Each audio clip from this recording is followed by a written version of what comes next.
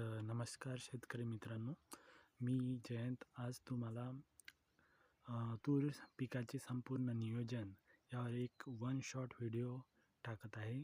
हा व्हिडिओ मी स्वतःसाठी तयार करत आहे, परंतु जर मला याचा फायदा होत असेल तर माझ्या इतर शेतकरी बांधवांनासुद्धा याचा लाभ मिळाला पाहिजे, त्यासाठी मी हा पब्लिक करत आहे.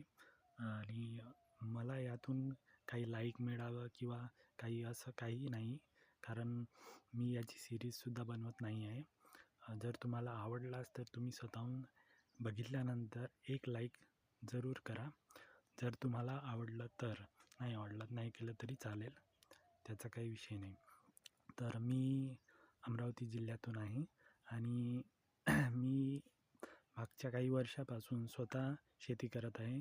त्यामध्ये मी कपास आणि सोयाबीन हे 2 पिकं घेतले होते. परंतु त्याचा मला 2-3 वर्षापासून रिझल्ट मिळाला नाही. त्यामुळं मी त्याचा कॅल्क्युलेशन केलं आणि पाहिलं तर ते मी निव्वळ तोट्यामध्ये जात होतो.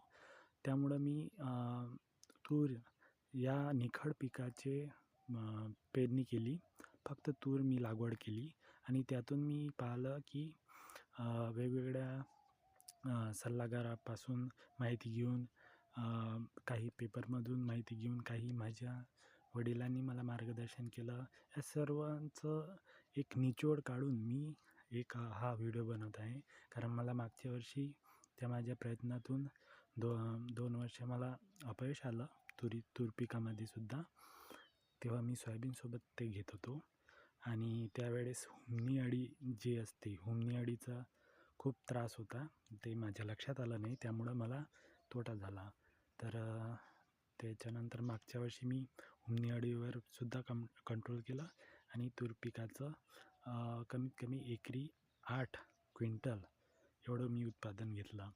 बरेच शेतकरी म्हणत असतील की आम्ही 12, 15, 20 किती एवढं घेतो एकरी, परंतु ते मला वाटते हलक्या जमिनीसाठी ते शक्य नाही. ते भारी जमिनीसाठी आपण म्हणू शकतो, परंतु ते फक्त म्हणायची गोष्ट असतं. प्रत्यक्षात मात्र 7, 8, 9 हे ॲव्हरेज जरी पकडलं हलक्या जमिनीसाठी तरी ते उत्तम आहे. कारण आज आपण पाहतो सोयाबीनचा ॲव्हरेज. तर मी हा व्हिडिओ सर्व शेतकरी बांधवांसाठी यासाठी बनवत आहे की मला काही वर्षापासून तुरीचे चांगले उत्पादन मिळत आहे. कारण मी वेगवेगळ्या सल्लागारापासून, कृषी तज्ज्ञांकडून आणि वेगवेगळ्या व्हिडिओतून मार्गदर्शन घेऊन समजून एक व्हिडिओ म्हणजे त्या सर्वांचा निचोड काढून एक व्हिडिओ बनवत आहे की प्रत्येकाला एवढा वेळ नसतो की प्रत्येक वेळेस आता या स्टेपला काय करायचं, त्या स्टेपला काय करायचं हे बघण्यासाठी त्यांना वेळ मिळेल किंवा बऱ्याच लोकांजवळ नेटवर्क नाही राहत, कोणाकडे मोबाईल नाही राहत. त्यामुळं मी हा एकच वन शॉट व्हिडिओ असा बनवत आहे की त्यामध्ये तुम्हाला संपूर्ण तूर पिकाचं नियोजन हे मिळेल. आणि हा व्हिडिओ मी स्वतःसाठी बनवत आहे, परंतु त्याचबरोबर जर माझे इतर शेतकरी बांधवांचं यातून भलं झालं तर मला तेवढाच तुमचा आशीर्वाद मिळेल. मला तुमचा लाईक आणि कशाची काही गरज नाही, कारण मी हे पैशासाठी किंवा स्वार्थासाठी करत नाही आहे. फक्त दुसऱ्याचं काहीतरी भलं व्हावं हा एकच उद्देश माझा आहे. त्यामुळे तुम्ही या व्हिडिओला लाईक करा असं मी म्हणणार नाही, परंतु जर तुम्हाला आवडलाच तर जातेवेळी तुमचा आशीर्वाद म्हणून एक लाईक द्या, जेणेकरून मला वाटेल की तुम्हाला हा व्हिडिओ आवडला. नाही केला तरी काही हरकत नाही. तर मी खूप वर्षापासून शेती करत आहे आणि मला शेतीतलं तेवढं ज्ञान नव्हतं. त्यामुळं मला जेव्हापासून समजलं तेव्हापासून मी मागच्या वर्षीपासून मला चांगला एकरी 7 ते 8 क्विंटलचा उतारा मिळाला आहे. कोणी म्हणतात की आम्हाला 10, 12 आणि त्यापेक्षाही जास्त, पण ते प्रॅक्टिकली शक्य नसते मित्रांनो. तुम्हाला माहीत असेल माझी हलकी व मध्यम जमीन आहे, त्यामुळं माझ्याकडे इरिगेशनसुद्धा आहे, परंतु मला त्या पाण्याचा वापर करणं ते शक्य झालं नाही मागच्या वर्षी. तरी पण मला 8चा ॲव्हरेज मिळाला आहे आणि मी हे खोटं काही सांगत नाही आहे, कारण मला खोटं सांगायचं असतं तर मी 10-12 किती पण सांगितलं असतं. तर माझ्यासारखा सर्वांना एवढा तरी फायदा व्हावा, कारण आज आपण पाहतो शेतकऱ्याची स्थिती खूप दयनीय अवस्थेत आहे आणि शेतमालाला भाव नाही आहे आणि बऱ्याच साऱ्या गोष्टी आहे. परंतु जर आपण किमान एवढं जरी उत्पन्न काढलं तरी शेतकऱ्याला कमीत कमी आपला जीव देण्याची पाळी तरी येणार नाही. त्यामुळं हा व्हिडिओ एकदम शेवटपर्यंत बघा, कारण प्रत्येक क्षणी तुम्हाला काही ना काही मार्गदर्शन मिळणार आहे. तर चला व्हिडिओ सुरू करूया. तर तूर पिकाचे नियोजन करण्यासाठी सर्वप्रथम तुम्हाला शेतीची मशागत करून घेणे गरजेचं आहे. तुम्ही खूप काही रोटर हे ते करा असं मी म्हणणार नाही. जर तुमची जमीन जर पेरणी योग्य असेल, म्हणजे त्यात ढिगळ नसेल, त्यात सॉफ्ट जर मऊ माती जर असेल, तर तुम्ही त्यात पेरणी करू शकता. आणि मी सजेस्ट करेल, जर ट्रॅक्टरच्या मदतीनं करायची असली, ट्रॅक्टरच्या मदतीनं करा. ज्याची खूप मोठी शेती आहे ते ट्रॅक्टरच्या मदतीने पेरून करा, किंवा जर शक्य असेल तर डोबी पद्धतीनं टोकन यंत्राने करा. तुम्हाला जसं करायचं आहे तसं तुम्ही करू शकता. फक्त पेरणीचं अंतर हे योग्य असलं पाहिजे. पेरणीचं अंतर मी तुम्हाला सजेस्ट करेल की 3.5 आणि 2 मोठं अंतर जे आहे ते 7 फूट 3.5 फूट अशी जोडओढ पद्धतीने तुम्ही तुरीचं व्यवस्थापन करा. त्यामुळं काय होईल, मोठ्या जी गॅप आहे 7 फुटाची, त्यातून तुम्हाला शेवटपर्यंत स्प्रे मारणं आणि वापरता येईल. आणि जो छोटा अंतर आहे त्यातून तुम्हाला खत वगैरे त्यातून टाकता येईल, जेणेकरून दोन्ही तासांना त्याचा फायदा होईल. ठीक आहे, हे झालं अंतर. सर्वप्रथम तुम्ही जे बियाणं आणता, तर मी प्रचार करत नाही, परंतु मी मागच्या वर्षीपासून चारू ही तुरीचं बियाणं मी घेत आहे. कारण त्याला मार्केटमध्ये, आमच्या इकडे अमरावती जिल्ह्याचं असल्यामुळं मार्केटमध्ये चांगला भाव मिळतो. त्याचा दाणा हा टणक असतो, चांगला मोठा असतो. तर मी चारू 400 रुपये बॅग असं काही असेल कमी जास्त, तर याप्रमाणे ते एकरी 1 किलो मिळतं. तर एकरी 2 किलो जवळपास त्याचं बियाणं पडतं. तर त्यानुसार तुम्ही घेऊ शकता. तर सर्वप्रथम खूप महत्त्वाचं आहे की बीज प्रक्रिया ही केलीच पाहिजे. मी सुद्धा असं मला वाटायचं की बीज प्रक्रिया नाही ती केली तर काय प्रॉब्लेम, काही होणार नाही. तर बीज प्रक्रिया खूप महत्त्वाचा रोल प्ले करते. तर बीज प्रक्रियासाठी मी एक कल्चर म्हणून येते किंवा थायराम, तुम्ही कृषी सल्लागारानुसार ते दुकानदार देतात तुम्हाला. कल्चर लावतो आणि त्यात जर कीटकनाशक कोणी लावायचं असेल ते लावू शकता. खूप काही लावायचं नाही आहे.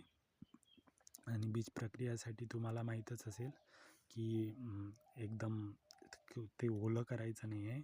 त्याचं प्रमाण तुम्हाला एखादा व्हिडिओ तुम्ही बीज प्रक्रियाचा बघून घ्या, किंवा 1 ml 1 किलोसाठी तुम्ही ते कल्चर घेऊ शकता. आणि एकदम सॉफ्ट हाताने त्याला लावून घ्या तुरीच्या बियाणाला, आणि ते अर्धा 1 तास ठेवलं, सोकलं पूर्ण, की तुम्ही ते पेरणीसाठी वापरू शकता. तर पेरणी करताना मला जवळपास माझं 4 एकर जमिनीला जवळपास 15 kg 4 दुनी 8 एकरी 2 म्हणजे 4 दुनी 8 12-13 kg ते बियाणं लागलं होतं. तर माझं तेवढं लक्ष नाही आहे की किती लागलं होतं, परंतु आता यावर्षी, कारण मागच्या वर्षी मी पेरणीच्या वेळेस नव्हतो इथे, तर ते तुम्हाला अंदाज असेलच तुमच्या शेतात किती बियाणं पाहिजे. ओके, ठीक आहे. जास्त लागला तरी काही हरकत नाही पेरणीसाठी, कारण दाटदूट जेवढी होईल तेवढी झाडाची संख्या जास्त वाढेल. आणि टोकन करताना यावर्षी मी स्वतः इथे हजर होतो, तर मला 12 kg बियाणं हे लागलं. तर हे झालं पेरणीचं. त्यानंतर सगळ्यात महत्त्वाचं आहे ते की पेरणीनंतर तुम्हाला बऱ्याचशा शेतकऱ्यांना वाटत असेल की आपलं डुकराचा त्रास असेल, तर डुक्कर हे पूर्ण ते जेव्हा पहिला पाऊस पडतो तर ते खाऊन घेते तुरीचं बी जे आहे ते डुकरांनी खाऊन घेतलं म्हणते. तर त्यासाठी आम्ही आमचं सोलर कंपाऊंड असल्यामुळं डुकराचा त्रास नाही आहे. ज्याचं कंपाऊंड वगैरे नसेल तर ते कंपाऊंड बसवू शकता. त्याला खूप काही खर्च असा येत नाही. सोलर कंपाऊंड जवळपास 10,000 पर्यंत ते होऊन जाते. झटका मशीनचं मी म्हणत आहे. बाकी तुम्ही ते काड्या रोवून 1 kg तार घेऊन आणि 5-10 kg तार बसेल, तर तो तार काड्याच्या सहाय्याने ते इन्सुलेटर मिळते त्याच्या सहाय्याने ते सोलर कंपाऊंडवाले तुम्हाला सांगेल. तर ते जर शक्य नसेल तर थिमेट बऱ्याच ठिकाणी बॅन झाला आहे, बंदी आहे. पण जिथे कुठे मिळत असेल, जर तुम्हाला मिळालं तर थिमेट तुम्ही तुमच्या धुऱ्याच्या चारही कोणत्यानी तुम्ही ते थोडं ओलसर करून किंवा स्प्रे त्याचा मारून घ्यायचा किंवा ओली जमीन असेल तर ती फेकून द्यायचं. काही दिवस त्यांचा खूपच दुर्गंध चालतो, त्यामुळं डुक्कर आसपाससुद्धा येत नाही. आम्ही ते ट्राय केलं तर आम्हाला त्याचं रिझल्ट मिळाला. त्यामुळं आमचं एकही बियाणं त्या डुकरांनी खाल्लं नाही. तर हे झालं पेरणीचं. पेरणीनंतर जर तुम्ही पेरणीपूर्व जे आपल्या मातीमध्ये कोणी खत टाकतं, तर ते तुम्ही पेरणीच्या आधीसुद्धा टाकू शकता. पेरणी करताना ट्रॅक्टरच्या सहाय्याने किंवा फेकून तुम्ही ते टाकून द्या. तर मी फार काही महागडं तुम्हाला सांगणार नाही. तर एकरी 1 किंवा 2 पोते SSP सिंगल सुपर फॉस्फेट हे तुम्हाला टाकायचं आहे. म्हणजे मला 4 एकराला जवळपास 8 पोते मी फेकून दिले होते ट्रॅक्टरच्या सहाय्यानं पेरताना. तर ते करू शकता किंवा एखादा मजूर 1-2 मजुराच्या हातून तुम्ही फेकून द्या संपूर्ण शेतात.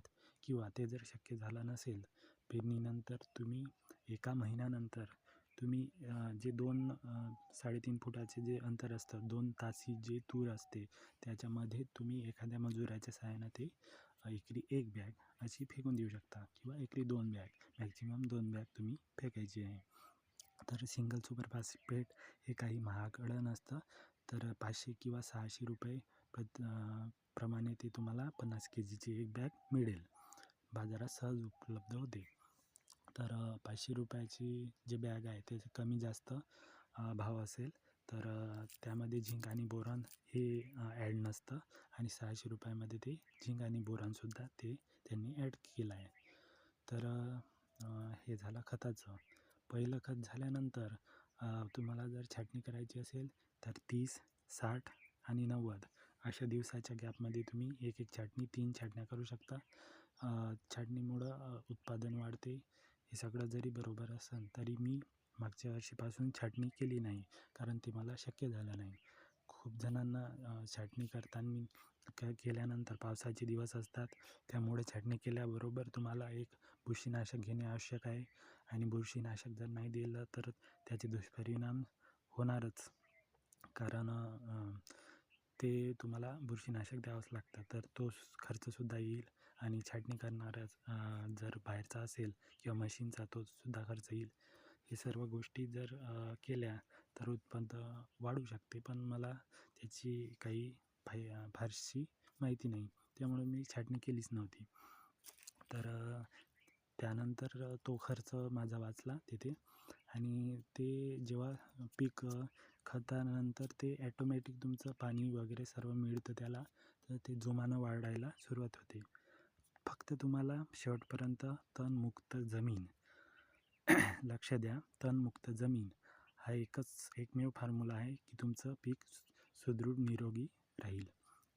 तण जर असेल तर 30 ते 40% तुमचं उत्पादन घटणार म्हणजे घटणार. म्हणून तणमुक्त ठेवायचं. सुरुवातीला डवरणी वगैरे तुम्हाला ते शक्य असेल तर करा. मजुराच्या सहाय्याने शक्यतोवर करू नका, कारण मजुराच्या सहाय्याने कराल तर खूप खर्चात पडाल. परंतु जर तुम्हाला करायचं असेल तर तुम्ही तुमच्या पद्धतीने तणमुक्त ते करू शकता. आणि खूप खोल डवरणी करायची नाही आहे. पीक लहान लहान असेल तर मी तर फक्त पहिला डवऱ्याचे फेर झाला की त्याच्यानंतर मी फक्त स्प्रेनी म्हणजे हर्बिसाईडनी तणनाशकाच्या मदतीने शेवटपर्यंत पीक घेतलेलं आहे. तर 30 दिवसानंतर तुमचं जर तणमुक्त झालं शेत तर तुम्हाला काही शेतामध्ये करायचं नाही आहे. जूनमधली माझी लागवड होती. 22 जून 20 ते 22 तारखेच्या दरम्यान मी पेरणी करतो दरवर्षी, कारण तेव्हा पाऊस चांगला झालेला असतो, जमिनीत मुबलक ओलावा असतो आणि या सर्व गोष्टी थोडा आधी जरी केलं तरी ते चालेल, कारण जर आधी केलं तर लवकर आपलं पीक हे आपल्या घरी येईल. तर चारू ही अर्ली व्हेरायटी आहे, त्यामुळं ती लवकरच काढणीला येतं. तर पेरणीनंतर मग जूननंतर जुलै, ऑगस्ट, सप्टेंबर, ऑक्टोबर, नोव्हेंबर 3-4 महिने तुम्हाला काहीच करायची गरज नाही. एकदा तुम्ही खत टाकलं त्यानंतर तुमचं फक्त तण नियोजन करत राहायचं, तण व्यवस्थापन करत राहायचं. त्यामध्ये तुम्ही आपलं ग्लायसेल वगैरे यूज करू शकता, परंतु फक्त ते झाडावर उडणार नाही याची दक्षता घ्यायची आणि तास तुम्ही निंदून घेऊ शकता. तर त्याला आणि मोठा जो पोटा राहतो ते तुम्ही स्प्रेनं ते मारून घ्यायचं आहे. त्याचा फायदासुद्धा तुम्हालाच मिळेल, कारण ते जेव्हा तुम्ही नाशक माराल तर त्याचे जे मूळकूज आहे त्याचे फायदा तुमच्या पिकाला होणार आहे.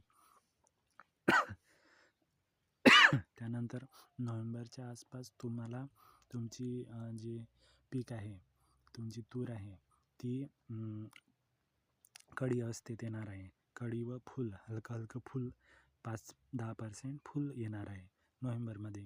तर त्याच्या आधी ऑक्टोबर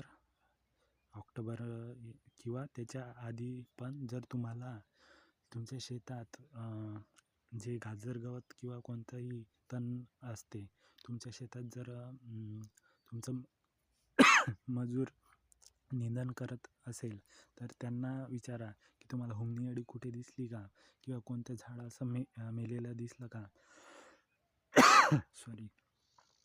हुमणी अळी ही शेणात तयार होते, ती पांढऱ्या आकाराची असते. हुमणी अळी तुम्ही बघून घेऊ शकता व्हिडिओमध्ये एखाद्या. तर ती खूप घातक आहे. त्यासाठी तुम्हाला कृषी सल्लागाराकडून, कृषी केंद्रातून तुम्हाला ते औषध देईल. 5 kgची बॅग मिळते एक. त्याचं नाव वेगवेगळं असतं, तर ते तुम्ही टाकू शकता. किंवा सर्वात बेस्ट आहे पोलीस मिळतं, घरडा कंपनीचा पोलीस.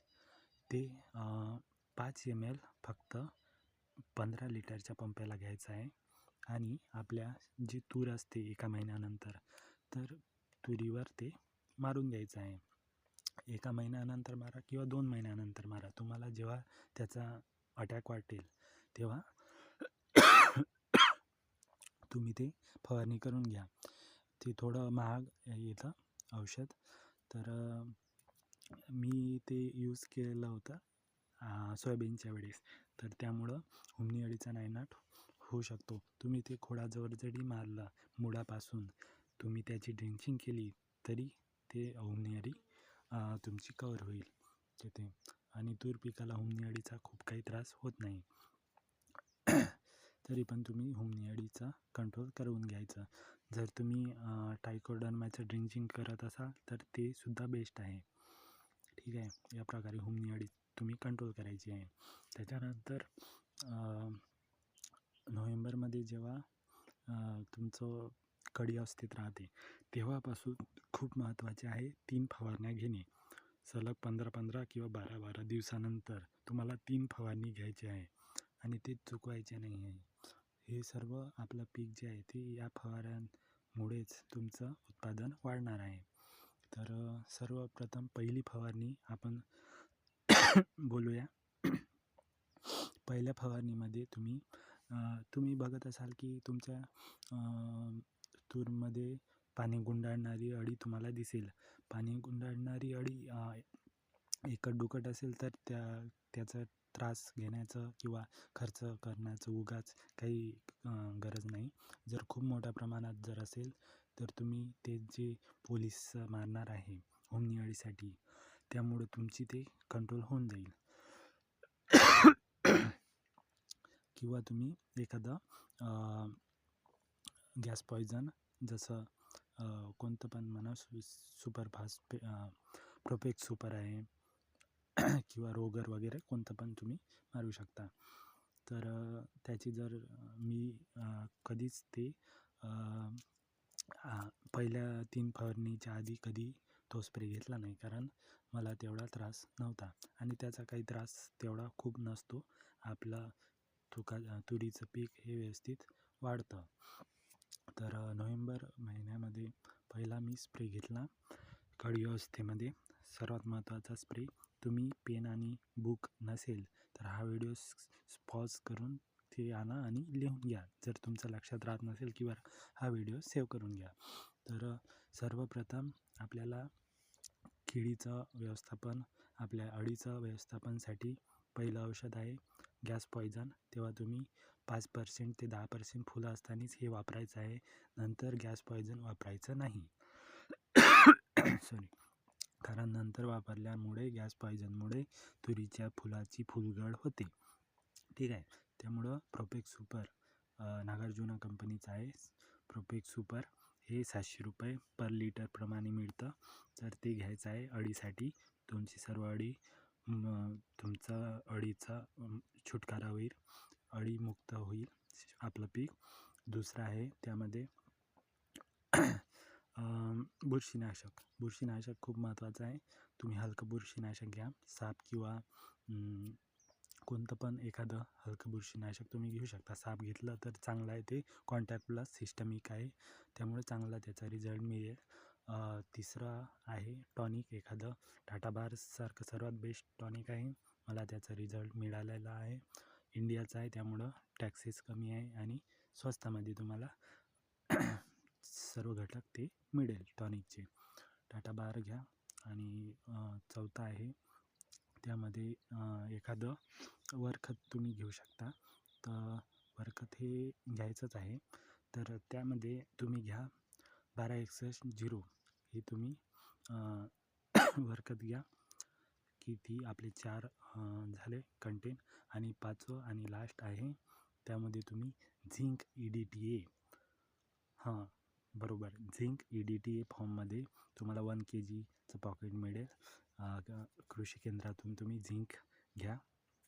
त्याचं प्रमाण, सर्वांचं प्रमाण मी सांगतो. जे अळीनाशक आहे प्रोपेक्स सुपर नागार्जुना कंपनीचं, त्याचं प्रमाण आहे 30 ml पर पंप. एका पंपाला 30 ml घ्यायचं आहे. ठीक आहे. आणि दुसरं आहे आपलं बुरशीनाशकसुद्धा तुम्ही 30 mlच घ्यायचं आहे एका पंपाला. ठीक आहे. त्याच्यानंतर आहे आपलं 1261 जे वरखत आहे ते 100 ग्रॅम प्रतिपंपाला घ्यायचं आहे. त्याच्यानंतर आपलं झिंक EDTA. ठीक आहे. झिंक EDTA तुम्ही त्याचं 20 ते 25 ml तुम्ही एका पंपाला घेऊ शकता. 25 ml तुम्ही एका पंपाला घ्यायचं आहे. ठीक आहे. झालं, अळीनाशक झालं, बुरशीनाशक झालं, त्याच्यानंतर वरखत झालं, झिंक झालं आणि टाटा बारसुद्धा 30 ml एका पंपाला घ्यायचं आहे. असे हे 5 औषध तुम्हाला एका पहिल्या फवारणीत घेणे गरजेचे आहे. आणि चांगला पावसानंतरच हे स्प्रे घ्या, त्याच्यामुळं त्यांचा चांगला रिझल्ट तुम्हाला मिळेल. हे झालं पहिली फवारणी. त्याच्यानंतर 12 ते 15 दिवसाच्या गॅपनंतर जवळपास 12 दिवसानंतरच तुमचं जेव्हा फुलाची संख्या वाढेल, 50% 60% होईल, तर तेव्हा फुलावस्थेमध्ये खूप हाय डोसवाला अळीनाशक तुम्ही घ्यायचं नाही आहे. त्याच्यामध्ये एकदम स्वस्त आणि मस्त ट्रस्ट म्हणजेच इमामेक्टिन बेन्झॉइडचं एक कंपनी आहे. ट्रस्ट किंवा इमामेक्टिन बेन्झॉइड म्हणून EM1 येतं, वेगवेगळ्या कंपनीचे आहे. तर मी ट्रस्ट नेहमी वापरतो. खूपच कमी त्याची किंमत आहे. 700-750मध्ये तुमचं बजेट बसून जाईल. त्याची एक्झॅक्ट किंमत माझ्या लक्षात नाही, परंतु इतर औषधाच्या तुलनेत तुम्हाला ते स्वस्तातच पडेल. खूपच हलकं औषध आहे असं म्हणते सर्वजण, परंतु त्याचे रिझल्ट हे बाप आहे. ठीक आहे, तर तुम्ही ते वापरा. अळीनाशक झालं, त्याच्यानंतर बुरशीनाशक. ह्या वेळेनं बुरशीनाशक फक्त आणि फक्त हारू हेच घ्या. हारू हे बुरशीनाशक खूपच फायद्याचं आहे. खूप जणांच्या शेतामध्ये पिकात वाहनस्रोग येतो, त्याला फुलंच लागत नाही, नुसते पानं राहतात. तर ते कंट्रोल करतं बऱ्या प्रमाणात, कारण ते एका किडीमुळं होत असते आणि ते कंट्रोल करण्याचं काम ते हारू हे औषध करतं. पावडर फॉर्ममध्ये असतं हारू, थोडं महाग येईल, परंतु त्याचा रिझल्ट तुम्हाला मिळेल. त्यामुळं दुसरं कोणतं न घेता हारू तुम्ही इथे यूज करा. ते वेगवेगळ्या कंपनीचे असतं, फक्त त्याचं जे कंटेंट आहे ते तुम्ही कृषी केंद्रात मागा. वेगवेगळ्या कंपनीचे ते वेगवेगळ्या नावाने येतात, ते तुम्हाला देईल. ठीक आहे, बुरशीनाशक झालं. त्याच्यानंतर वरखत तुम्ही 05234 हे घ्यायचं आहे फुलावस्थेमध्ये. त्यामुळं काय होईल, फुलाचं लवकरात लवकर शेंगात ते रूपांतर करते. पहिलं जे 1261 घेतलं होतं पहिल्या स्प्रेमध्ये, ते कळीचं फुलात रूपांतर करण्यासाठी होतं. तर 05234 झालं. आणि याचे प्रमाणसुद्धा सांगून देतो. जे आपलं अळीचं आहे ट्रस्ट, त्याचं प्रमाण आहे 10 ते 12 ग्राम घेतात ते. अळी कंट्रोल करण्यासाठी 10 ते 12, म्हणजे 12 तुम्ही घ्या जवळपास एका पंप्याला 12 ग्राम. त्याच्यानंतर तुमचं दुसरं सांगितलं की बुरशीनाशक हारूसुद्धा 30 ग्राम तुम्हाला प्रतिपंप घ्यायचा आहे. त्याच्यानंतर तुमचं 05234 वरखतचे 100 ग्रॅम प्रतिपंप. त्याच्यानंतर तुम्हाला टॉनिक पहिल्या स्प्रेमध्ये घेतलं तर आता घेण्याची तेवढी फारशी गरज नाही. त्यामुळं तुम्ही प्लानोफिक्स म्हणून एक येतं, 100 mlची ती बॉटल मिळतं बाजारात, प्लानोफिक्स. तर पाण्याची तुटवडा नसताना, जमिनीत भरपूर ओल असताना आणि त्याचं प्रमाण चुकूनही तुम्ही 4 ते 5 ml टाकू नका, कारण त्याचे दुष्परिणामसुद्धा होणार आहे. आणि तुम्ही जर 3 ते 4 ml फक्त मोजून टाका, तुमच्या स्वतःच्या हाताने टाका. 3 ते 4 ml प्रतिपंपाला जर तुम्ही टाकलं तर एवढे सुंदर रिझल्ट तुम्हाला मिळेल की तुमचे फुलगळ होणार नाही. सोबत शेवटचं 5व्या नंबरचं आहे, आणि प्लानोफिक्सचं प्रमाण तुम्हाला सांगायचं झालं तर ते तुम्हाला 3 ते 4 mlच टाकायचं आहे. ते जास्त टाकायचं नाही. जास्त जर टाकलं तर तुमच्या फुलाची घडसुद्धा होऊ शकते, कारण ते मुळाची अत्यंत प्रचंड प्रमाणात पांढऱ्या मुळांची वाढ करते. त्यामुळं झाडावर स्ट्रेस येऊ शकते. तर तिथे माती होते, त्यामुळं अतिप्रमाण चुकूनही घ्यायचे नाही. कमी घेतलं तर त्याचे रिझल्ट नेहमी चांगलेच येईल. ठीक आहे, आणि शेवटचं आहे आपलं टॉनिक झालं. त्याच्यानंतर आहे boron plays an very important role. खूप महत्त्वाचा रोल निभावते. तर बोरॉन तुम्ही घ्यायचं आहे कुठल्या पण कंपनीचं घ्या, B12 और 20 काहीतरी नावानं येतं. तर बोरॉन घ्या तुम्ही. त्याचं प्रमाण 20 ग्राम प्रतिपंप, 20 ते 25 ग्राम तुम्ही घेऊ शकता. तर 20 ग्राम तुम्ही घ्या एका पंप्याला. बोरॉन आणि प्लानोफिक्समुळं तुमच्या फुलांची घड होणार नाही. तर हा झाला दुसरा खूप महत्त्वाचा स्प्रे. यामध्ये सुद्धा 5 औषध आपण सांगितले. आणि त्याच्यानंतर 12 ते 15 दिवसानंतर तुमची तूर जेव्हा पूर्ण फुलांचं रूपांतर शेंगामध्ये होईल, थंडीमुळं कधी कमी जास्त दिवस घेऊ शकते, तेव्हा फुलांचं अत्यंत कमी प्रमाण असेल, तेव्हा तिसरा आणि शेवटचा स्प्रे तुम्हाला घ्यायचा आहे. या स्प्रेमध्ये तुम्हाला खूप खर्चाचं औषध घ्यायचे नाही आहे. तुम्हाला फक्त अळीनाशक हे महागडं तुम्हाला एक घ्यायचं आहे. ते म्हणजे तुम्ही एक तर कोराजन घेऊ शकता किंवा मी नेहमीप्रमाणे यूज करतो ते म्हणजे ॲम्प्लिगो. तर कोराजनचं प्रमाण तुम्हाला 7 ते 8 ml प्रति पंपाला घ्यायचं आहे आणि ॲम्प्लिगोसुद्धा जवळपास 10 mlचा त्याचा डोस असतो. तर त्यानुसार तुम्ही प्रतिपंपाला घ्यायचं आहे.